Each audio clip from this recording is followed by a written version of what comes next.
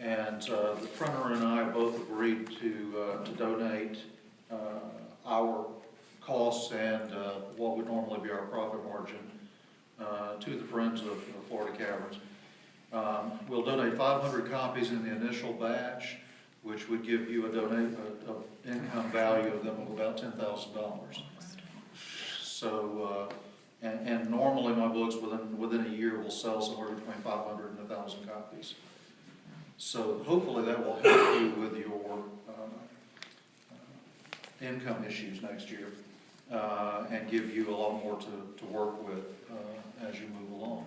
Now, what would the working title of this book be? At this point, I'm just calling it Florida Caverns State Park: A History, and it will look at the natural history of the park, but it will also look at the cultural history of the park, beginning with the archaeological work that's been done here, and then all the way up through Carter's Mill, all of that, and then all the way up to the present and what the park is today and how it became what it is today.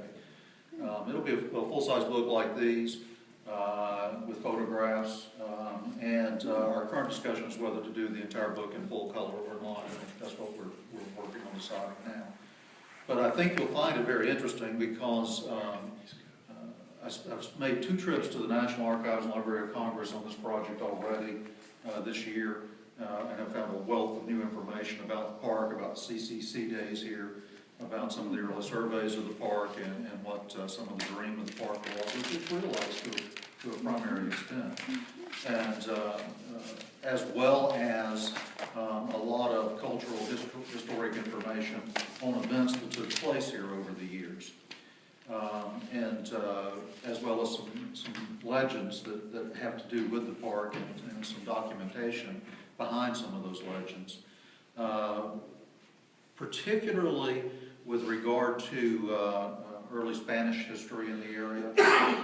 And we've documented 6 different expeditions between 1674 and 1693 that would have crossed the natural bridge of the Chipola. And I think that's going to add a lot to what is known about the early history of the park. They include in their documentation descriptions of caves, of rock shelters, of Choctaw villages in the vicinity, of the wildlife that lived in the area. For example, they describe leaving what's now Blue Springs, following the trail west of the natural bridge and encountering buffalo herds on the high ground. Now you mean the Blue Springs 5 miles away? Right, right. Buffalo herds? Buffalo herds between there and here, along on the higher ground, which would be where we're at now. Also, they mention the original trail across the natural bridge. They were a little confused. They thought that Blue Hole was the rise of the river, and so they orient the natural bridge in a little bit of an odd way, compared to what we know it is today. And I was just telling Chris before the meeting that some of the documentation we found regards the log sluice that was cut across the natural bridge and when that was done, and it appears to have been done around 1826. And prior to that time, the natural bridge was the primary crossing of the Chipola River. In 1826, they moved the crossing north to Christos Ferry, which was called Christos Ferry in those days. And I associate that with being about the time that the log sluice was cut, because at the same time, the state legislature approved a sawmill being built on the Chipola just below the natural bridge. So they would have been bringing logs down, and it makes sense that they would have cut through at that time. Also found a great deal of documentation on the port facility that existed at the natural bridge, where they would bring pole boats down both Baker Mill Creek, Waddell's Creek, and the Upper Chipola down to the park, to the natural bridge. They would then offload cotton, sugar, and rice. They were actually growing rice up on the Bellamy plantation. And they would offload it there, place it aboard barges for the trip on down to Apalachicola or St. Joe. So they had a very active port facility there for a while until the bridge was built at Mariana. Once the bridge was built at Mariana, then they were no longer able to run down from the park down. I found some documentation on the earliest days of Carter's Mill. Not enough yet, but we'll get there. We'll find it. And we were discussing the date that the mill ended its service too, and we'll work on that too and see what we can document on that. But I think you'll find it to be an interesting project. It's going to really trace from the formation of the caves and how this terrain and the unique geology of the park was formed all the way up to today. And the purpose of it is to educate people about the park, number one, and then number two, it will benefit 100% of the cover price will benefit the Friends of the Caverns. It's the same kind of deal we did for the Bellamy Bridge Heritage Trail, where 100% of the cover price benefits the trail there. And in fact, we today ordered 10 new interpretive kiosks for the Bellamy Trail off of the proceeds from that book. So, and each of those, as you know, run around $1,000 a piece to put together.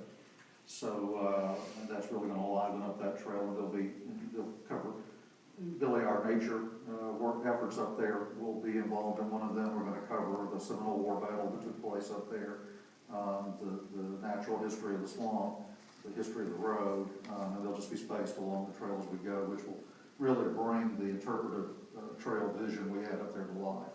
So after 2 years of the book release, we're at a point now that the results of it are really beginning to pay off for us up there. Wonderful. And I do these books because, number one, there's so much information about our area that people don't know. And people, it's a funny thing, people will travel to Kentucky or to West Virginia to see something they can see here, because they don't know. Mm-hmm. And people, it's funny how many people tell me, oh, I haven't been to the Mariana Caverns in 20 years, is what they'll describe. We hear it all the time. And they don't know about the American Indian history of the park. And I get more questions about that emailed to me than anything else.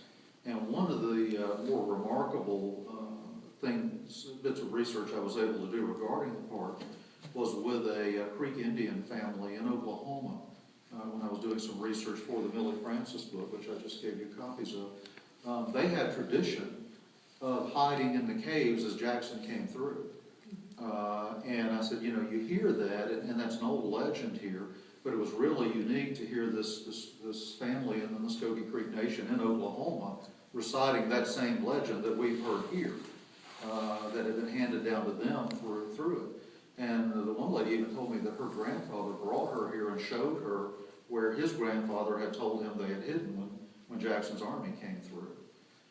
So I think that's, there are a lot of aspects like that I try to bring out in local history to make it interesting. Because I think if you try to teach kids, names and dates, they go blank. But if you tell them good stories, they come to life. And that's what we're trying to do up at Bellamy. And of course, we do the Halloween stuff. But then throughout the year now, once each month, we're doing a different type of event. And our next one will be a nature walk in early December.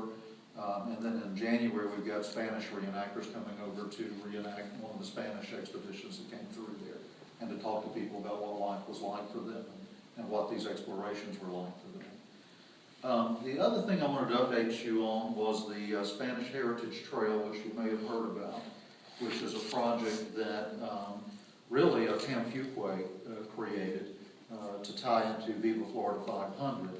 And we identified 11 sites in the county, including the caverns, which have a connection to our Spanish colonial past here. Our interpretive signs are pretty well up now. We have the only one left to go up still is the one that is on Corps of Engineers property at West Bank Overlook, where we're having to go through, government regulation with the feds that make the state look easy to get along with. But we're getting there. We actually hope to begin pouring concrete on that next week sometime.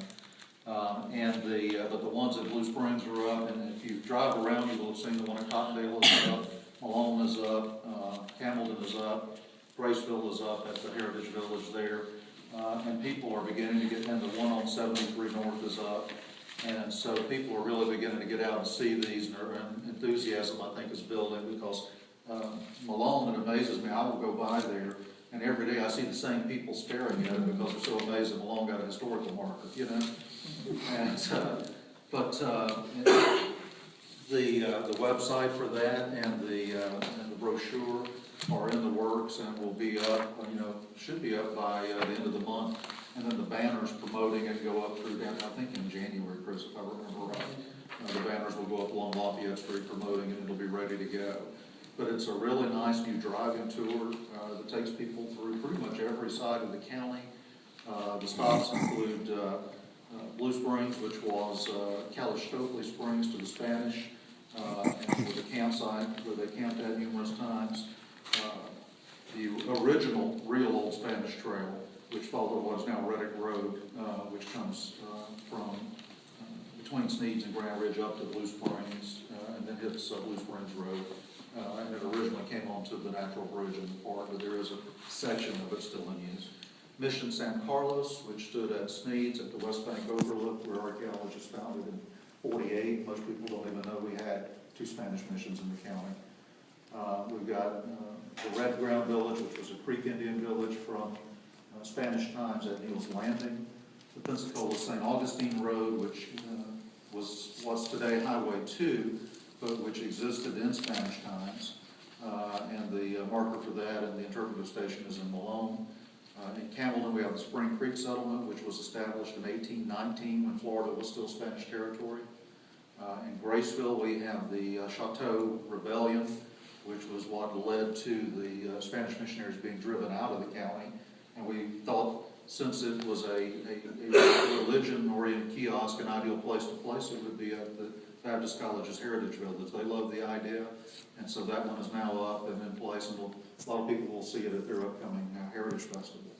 The park, of course, is on the tour because of the Old Spanish Trail and the Natural Bridge.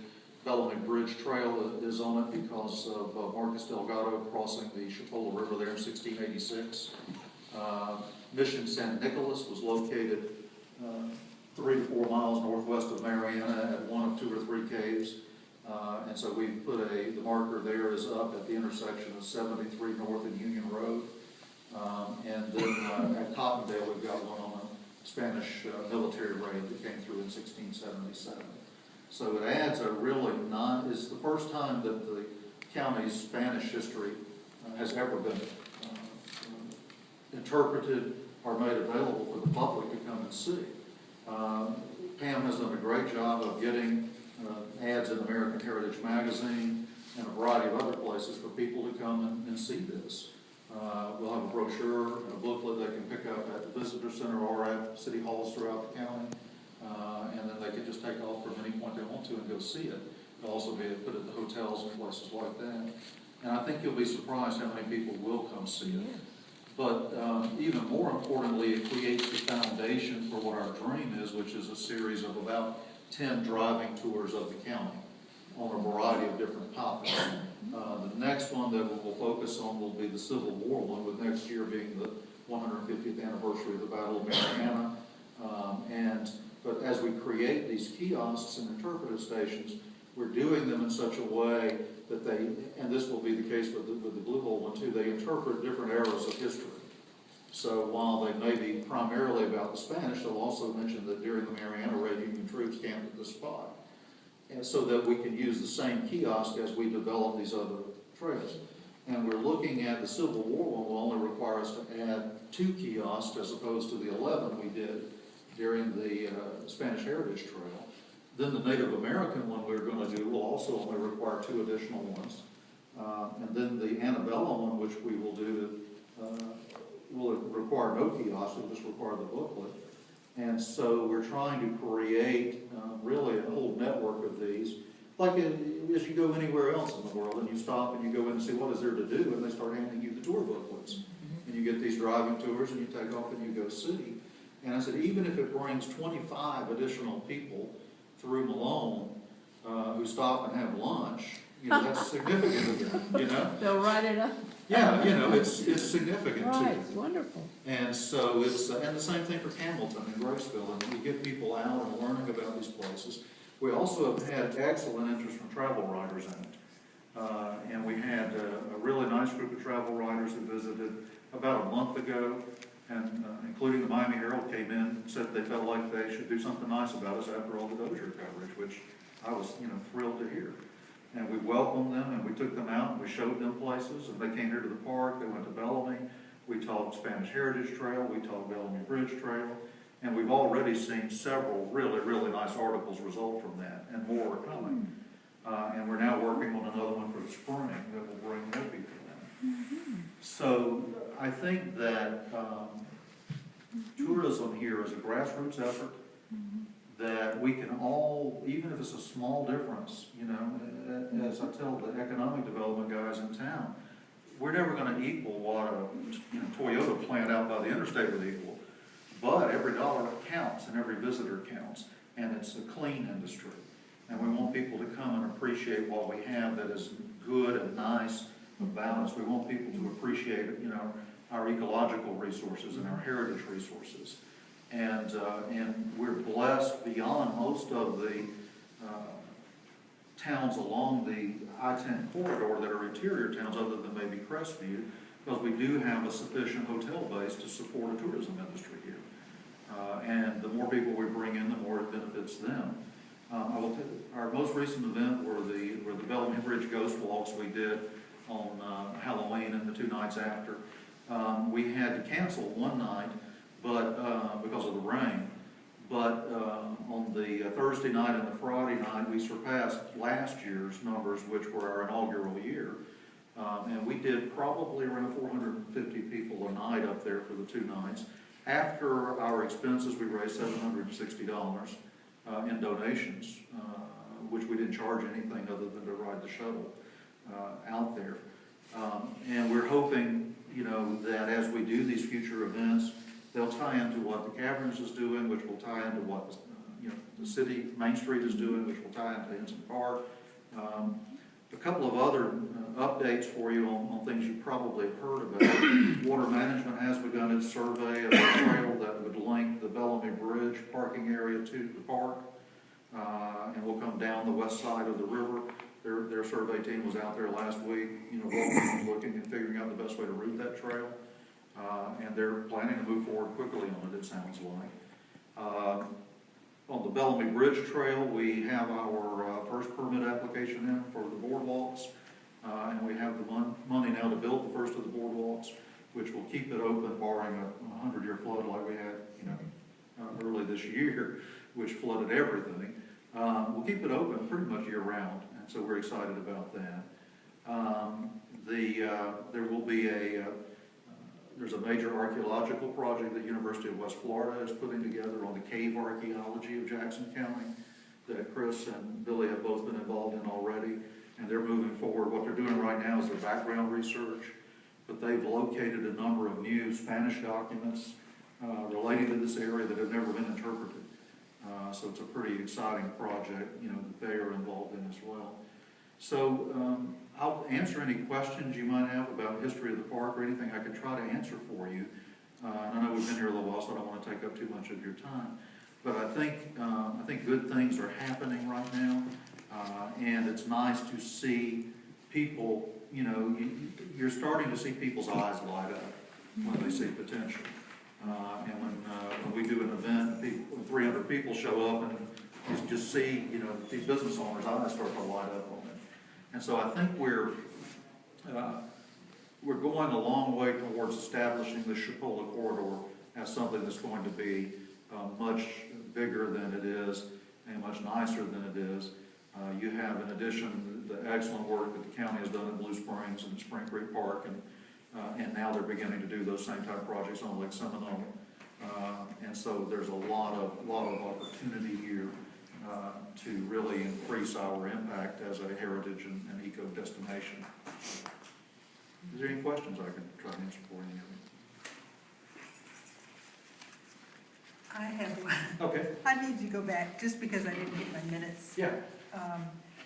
You said that you've donated these 5 books. Those 5 are donations. And then you also talked about you and the publisher doing. We're going to do 500 copies of the Caverns book.